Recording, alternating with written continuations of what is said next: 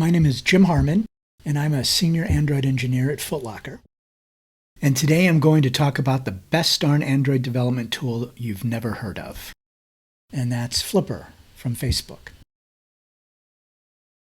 My talk will be in 3 parts. The first part, I'll show a basic use case for Flipper and I'll demonstrate it. In the second part, I'll kind of give a broad overview of what Flipper actually is. And then in the third part, I'll show you how you can extend Flipper to create your own custom debugging tools. Okay, let's get started. First part, Flipper use case. Ernest Hemingway, who won the Nobel Prize for Literature in 1954, said writing is editing. What does this mean? Well, it means you'll spend a little bit of time writing your initial thoughts, but then the rest of your time is editing.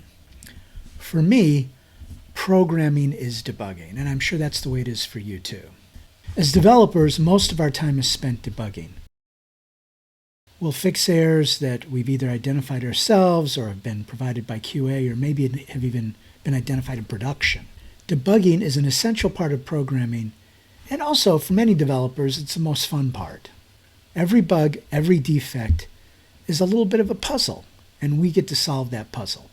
Here's a little sample app that we can use to show you what I mean. What this app does is it displays 2 images, image 1, image 2, and then we can clear the screen. So let's take a look at image 1. I'll click on the image 1 button. And we see a pair of red Converse All-Stars. This was my favorite shoe growing up. I work at Foot Locker. We sell shoes, so I get to see lots and lots of pictures of shoes. Okay. On this screen, we're seeing an image, we're seeing a title in bold, and we're seeing some text. Here I'm just using some random text, so I'm not violating any copyrights. Now let me click on the image 2 button. That's not good. The app terminated, blew up, crashed. Well, what happened? Well, as you might guess, this app makes a network call, gets some data from the network, and then uses that to populate the UI. Now, when we debug a problem, sometimes it's a black box. We don't know what's happening internally. Now, in this case, it's more of a dim gray box because I wrote the networking code and I wrote the UI code. But I don't know exactly what went wrong. But I need to get this app working, so I've got to debug it. And fortunately, I've got a number of tools I can use to figure out what went wrong. Now, there are various external tools like Charles for looking at network calls, but I prefer to start with the tools that are closest to me, the tools that are within Android Studio. So I might look first at Logcat and see if I can tell what's happening, and then maybe I might look at the network profile. Now, I know you've used those tools and I've used those tools every day, and they're great tools. But they're maybe not the easiest tools to use. They're maybe not perfectly suited for getting to the error as quickly as possible. One of my professors at University of Illinois at Urbana-Champaign was Professor Ralph Johnson. He was one of the authors of Design Patterns, which was a 1995 book that was one of the first books that really described what a design pattern is, so it became very well known in the industry. Professor Johnson had a saying that went, solving any problem becomes trivial when examined with the right tool at the right level of detail. And that really stuck with me, that debugging became a lot easier if you were using the right tool and you were looking at the right thing. And I think that's one of the reasons that Flipper really was such an attractive tool for me. It allows you to do that. So let's try this again with Flipper. I fired up Flipper, and you can see it on the screen in front of me. And a couple things I'll point out. On the left-hand side is a list of controls. So for instance, this tells me that I'm running off a particular device, and I'm looking at a particular app, the quiz app. It shows me a list of plugins, and the plugins, think of Flipper as a toolbox, and the plugins are the individual tools. So I've got a crash reporter, something about logs, layout, network, and so on. We'll come back to those in a minute. I've also got some controls for taking screen snapshots and even screen recordings. Okay, so let's pull up the app and try this again. So I've got the app here.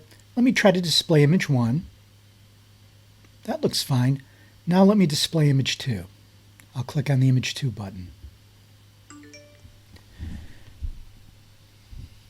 A couple things happened. You'll notice that we got a sound to indicate that something had happened in the app, that it had crashed. And we also got a notification in the upper right-hand corner. And now Flipper is showing us the crash reporter, and I can see that I've got a crash. If I click on that, I can see detail about the crash. A couple of very important things right here that I think are really cool. One is I didn't have to go to the tool. The tool actually came to me. So as soon as it identified an error, it notified me that an error existed and showed me a screen that allowed me to get access to the error immediately. So let me change the layout a little bit so we can see that. Now we can see that we got a fatal exception in main. We can see it was a Java null pointer exception, attempt to invoke a virtual method, get a string on an object reference, and then exactly where it blew up. Now, nothing magic here. This is the same kind of information we would see in the logs. However, we're getting right to it. We don't have to search for it in the logs. We can see it immediately. Now, if for some reason I do want to go to the logs, there's a button that open in logs I can click on, and it will take me to a second tool in Flipper called the logs tool. And this may look very familiar to you because it is the same output that we're getting in Logcat, with a few differences. For instance, it's showing me the different Logcat levels in different colors, which you may have already implemented that yourself, but kind of nice to have. And so if I need to see what is before or after the crash, I can do that pretty easily.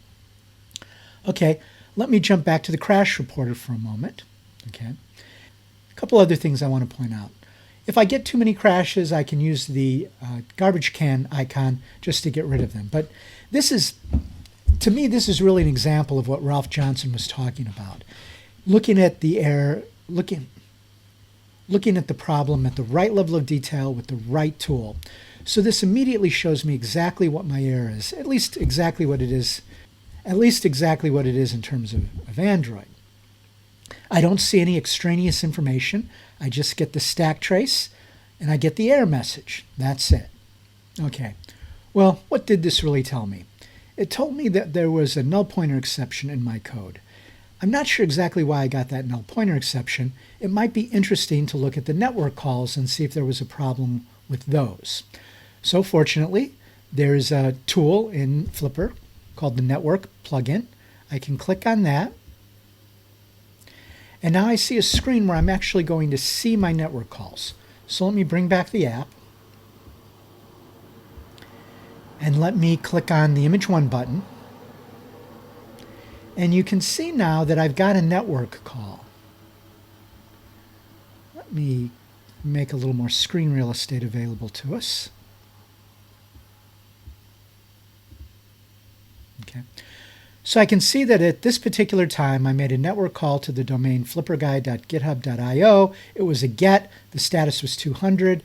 The size was 374 bytes coming back and took 201 milliseconds. I'll click on that, and I can see the request information, the request headers, the response headers, and then the response body. And you'll notice I've got a response body consisting of a description field, an image URL field, and a title field. Okay. Now let me bring the app back for a moment, and now let's try image 2. Okay, let me go back to Flipper and open up the network plugin. And I can see that I've got two network calls now. Let me get a little more real estate here. I can see that I've got the image 1 JSON and the image 2 JSON, and it did seem to work. So what's the problem? Well, let me click on it and look at the response body, and I can see that I got a description field and an image URL field, but I did not get the title field. Well, the API team promised me that the contract would consist of those 3 fields. I'm sure that's going to eventually happen, but as of right now, it's not happening. So what am I going to do? Well, I'll file a ticket, and in the next sprint, maybe in 2 weeks, I'll be able to get this API back and it'll be working correctly. But that doesn't help me right now. I need to make sure that my app is working even though the network request isn't following the contract properly. So what I'm going to do is I'm going to provide a mock response body. Now, there's various ways to do this with external tools, but I'm going to use Flipper to do that. So I'll highlight the call that I want to mock, and then I will click on this mock button, and then I will copy my selected calls. And now I've copied that response body over. I'm going to modify it and add a title.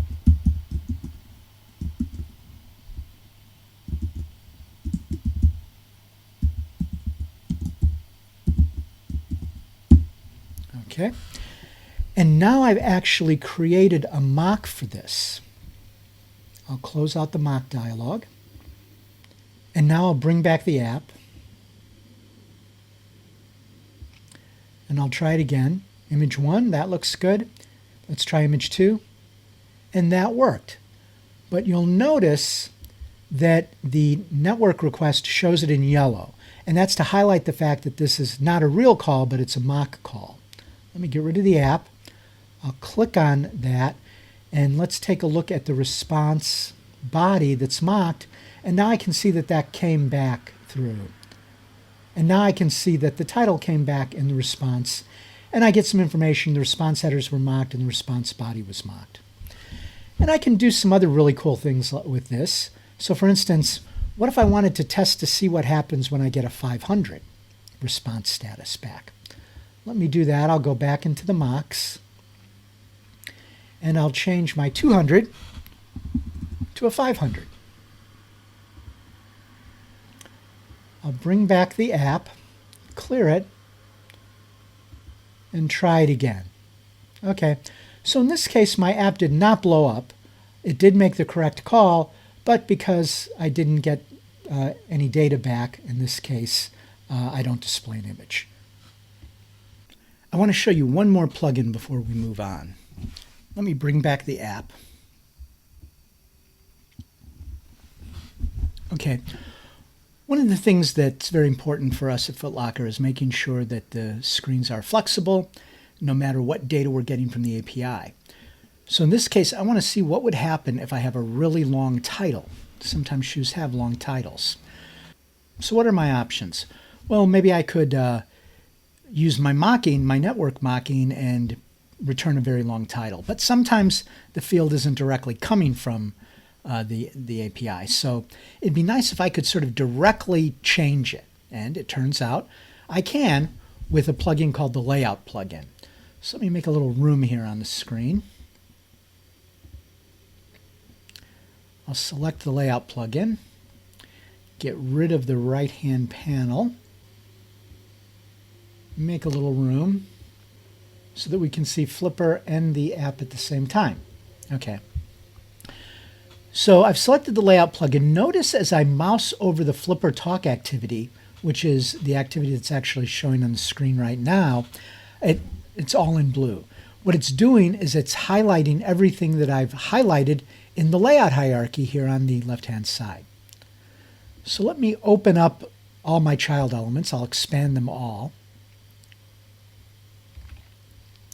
And now I can click through these various view elements, and you'll notice on the right-hand side of the screen on the app, the view I'm selecting is being highlighted, so I can tell exactly what I'm working with. Okay, let me select the title view, and now I will get my properties window back, and I'm going to scroll down to the bottom here and find the text in the title view, and I'm going to modify this. Oops. High top basketball shoes. Okay. And now on the right-hand side in the app, I can see that the title was automatically modified in real time so that I could see what the effect of having an extra long title would be. And this is really an amazing capability. So it's kind of real-time editing of the properties in the view, and they immediately respond in the app. You know, we've got similar things to this in the Layout Inspector, the Layout tool in Android Studio, but that's not really at runtime. This is. So pretty amazing. I've showed this feature to experienced devs, battle-hardened, lots of experience.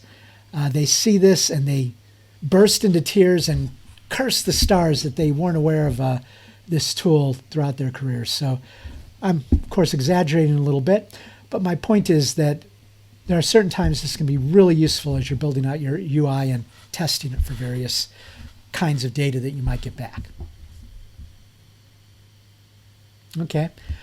Next, we'll move to part 2, where we'll kind of see a broad overview of Flipper. I'll explain a little bit more about what it is and some of the additional capabilities that it has that I won't demonstrate, but I'll at least let you know about. Part 2, Flipper Overview. So let's start out by talking a little bit about what Flipper is. And we'll do that by going to the website first. So let's go to fbflipper.com. And there are a few points I want to make here. One is that Flipper is from Facebook, an enormous organization with lots of resources. There are multiple full-time developers working on Flipper. Also, there are hundreds and hundreds of Android developers inside of Facebook that are using Flipper every day, which helps move it along. Another point I'll make is that we can download a Mac, Linux, or Windows version of Flipper. So Flipper itself is cross-platform.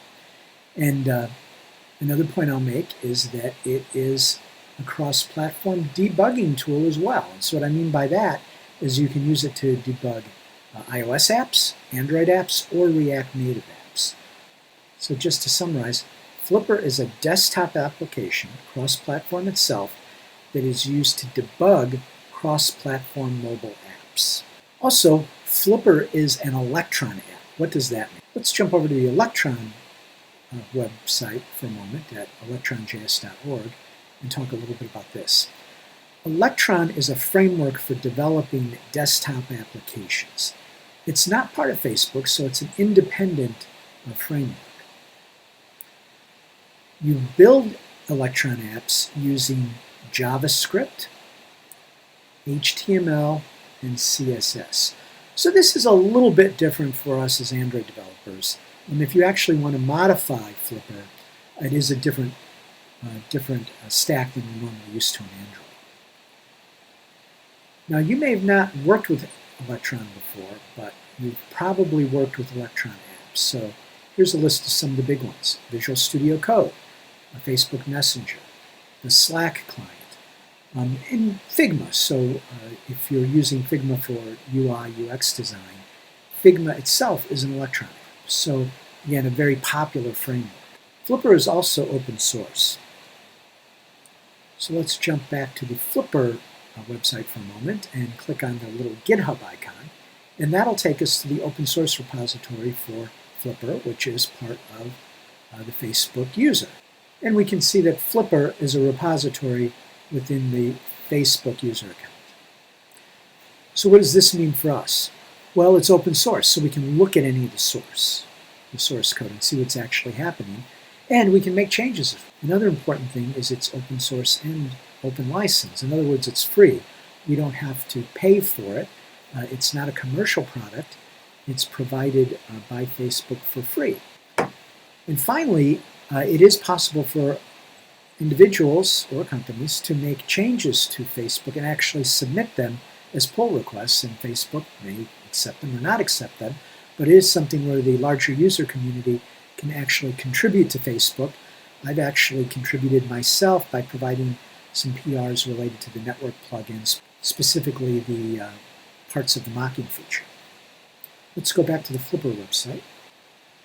Another thing about Flipper is all the plugins that we get right out of the box. Let's go back to the Facebook site.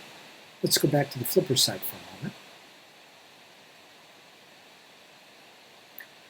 And underneath features and plugins, I can see various plugins that are available. And some of the ones that we haven't looked at that are very useful are images.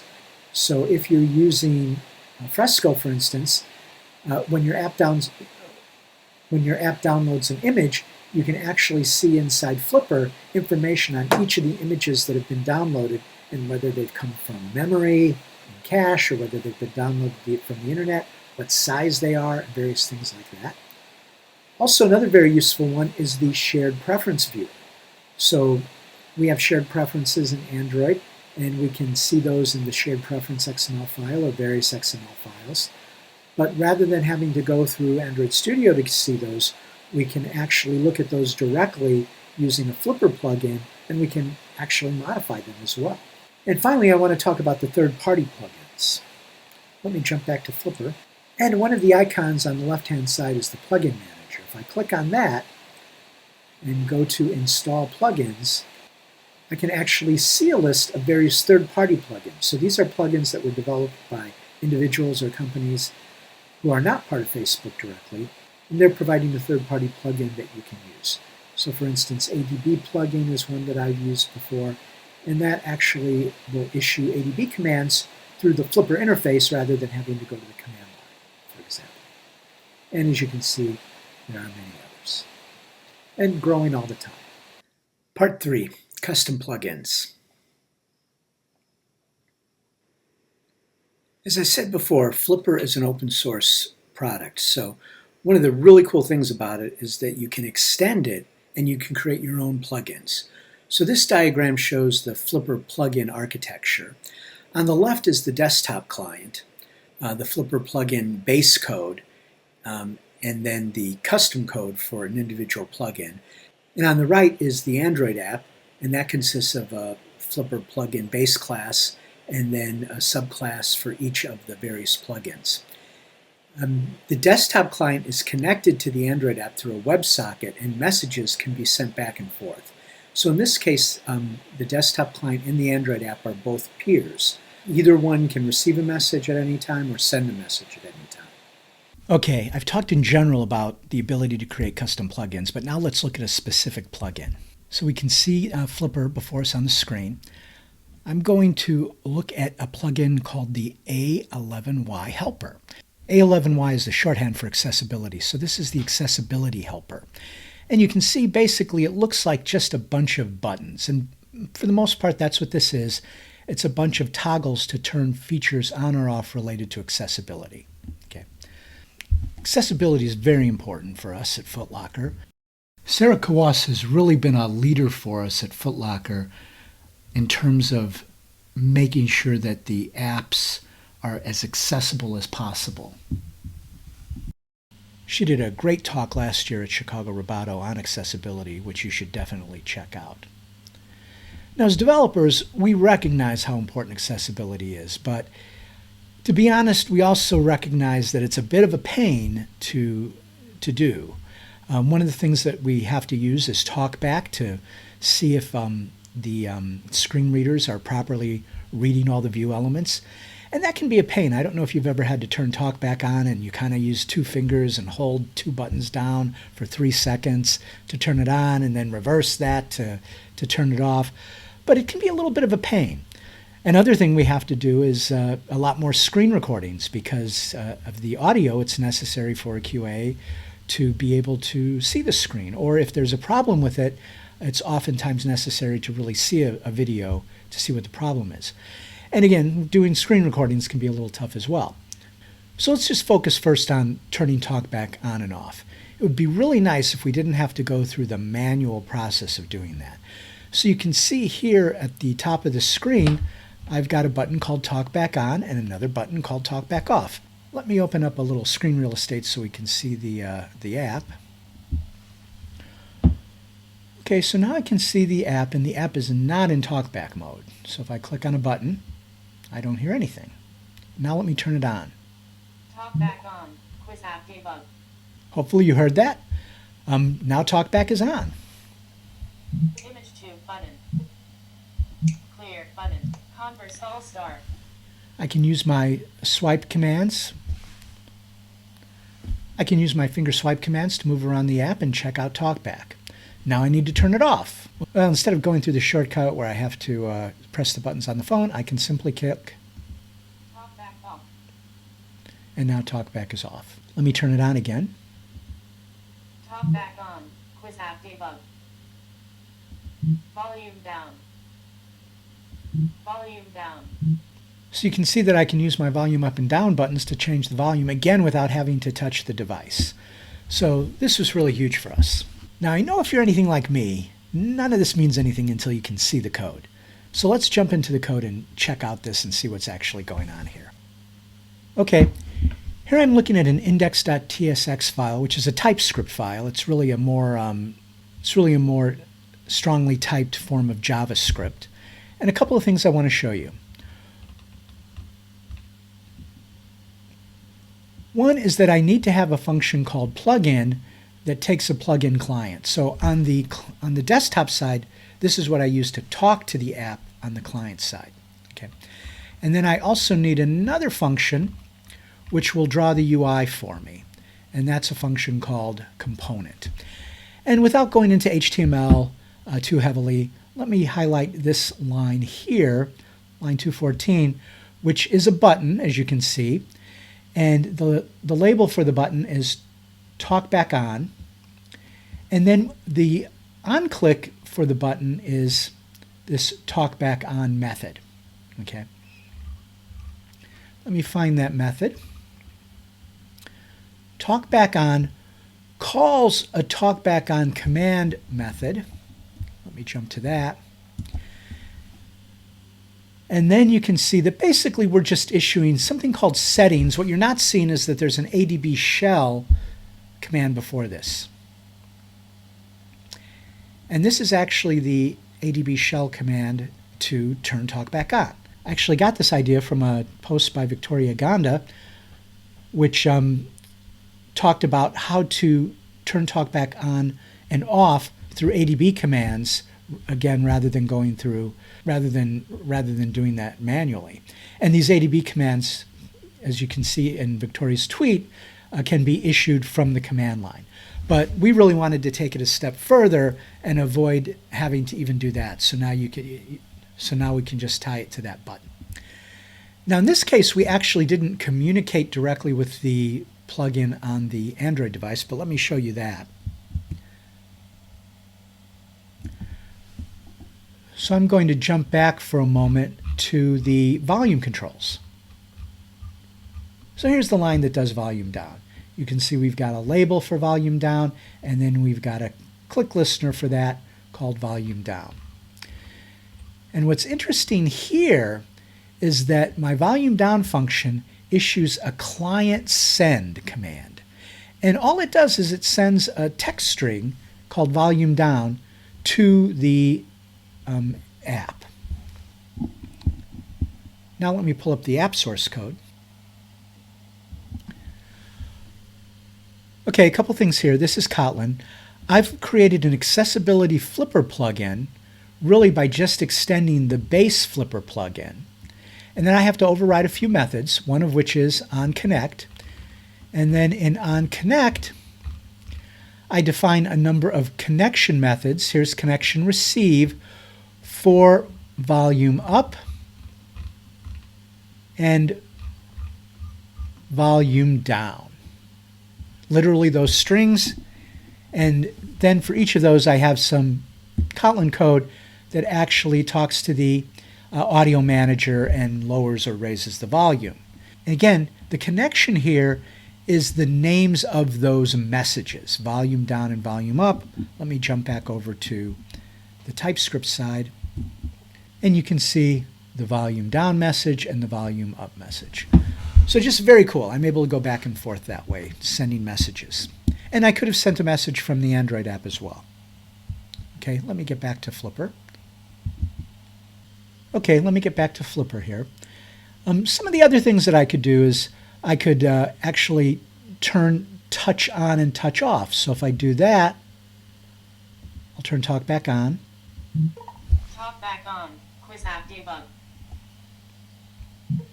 And now you can see it's a little light, but you can see as I'm moving my finger, I actually see the touch point. So I'm moving my finger on the screen right now.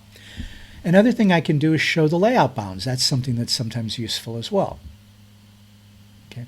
And now we can see that the layout bounds are all highlighted properly, and I can turn that off. Okay. So that's just a quick demo of a fairly simple plugin. And I think and not only is it a simple plugin, but it was pretty simple to code. I do want to say a little bit more about the accessibility plugin. This is a completely custom plugin that I wrote, but it's not really complete, there's some other things I can do with it. For instance, you can see on the screen that I've got some buttons for screen recording, starting a recording, stopping it, saving it, but those are grayed out because they're not done yet. Well, what about other ideas for plugins? Certainly one of the things you could do is create plugins related to analytics logging. So oftentimes analytics packages write to the log during debugging, and you could actually intercept those messages and display them in a better format than you might see in something like Logcat.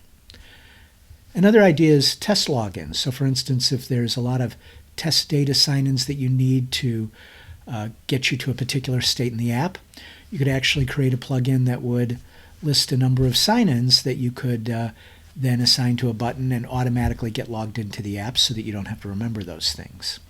Another idea is for debug settings and feature flags. So oftentimes apps have kind of a hidden screen during debugging that you can use to turn settings on and off, or maybe you use feature flags quite a bit and you'd like to be able to turn those on easily rather than having to go to some kind of hidden debug screen. Well, I hope I've gotten you excited about using Flipper, and look forward to hearing how you're using it. That concludes my talk. If you'd like to reach out to me, you can contact me at my email address, or feel free to connect with me at LinkedIn. And thank you very much. We have one from the Zoom chat. Can Flipper be used as an alternative to Postman's functionalities, or there's still use cases where we need to use Postman? Postman, it's a dedicated tool just for working with network calls. And so it's definitely a more sophisticated tool, but kind of in line with, what I was talking about, the right tool at the right time. Flipper has kind of just enough that it's most of the use cases that I end up needing, but definitely Postman is a little bit more powerful, and there's probably going to be times when you would need that instead. But really, I used to use Postman a lot before I discovered Flipper, and really don't use it anymore. So it really does address most of the use cases, at least for me. Nice. Are there any tutorials on writing Flipper plugins for those who don't speak TypeScript? Yes and no. I guess Facebook has the same their developers have the sort of same problems that we all have as developers. Sometimes the documentation is not the first class citizen, it's done afterwards. But on the fbflipper.com site, there is definitely information on how to create plugins. And it's pretty good. I mean, I'm kind of kidding that they have done a really pretty good job with documentation. And also because it is open source, if you go to the GitHub repo, there's all these examples of the existing plugins that are there. So definitely that's how I learned how to do it. I did have a background in JavaScript, so that was helpful, at least on the client side or on the desktop side. I mean, you do have to write the Flipper plugins in TypeScript, which is a flavor of JavaScript. So if you don't know JavaScript, and if you haven't worked with JavaScript before, writing a new plugin from scratch could be a little bit of a learning curve. Gotcha. Lauren asked, does Flipper have issues with VPNs for networking? I know Charles has extra requirements for it, and HTTP Toolkit has issues. I'd sort of say yes and no, in that you're going to have the same issues setting up your device or emulator for VPNs that you always will have. Basically because Flipper is making the calls through the actual app. As long as your app is set up to go through the VPN properly, which it probably is if you're doing development, then you don't have to do anything extra in Flipper. So our shop uses a pretty strict VPN policy, and I don't have any issues accessing the VPN through either a device. There was a question about whether or not you can use a device or an emulator, and in Flipper's case, you can use both.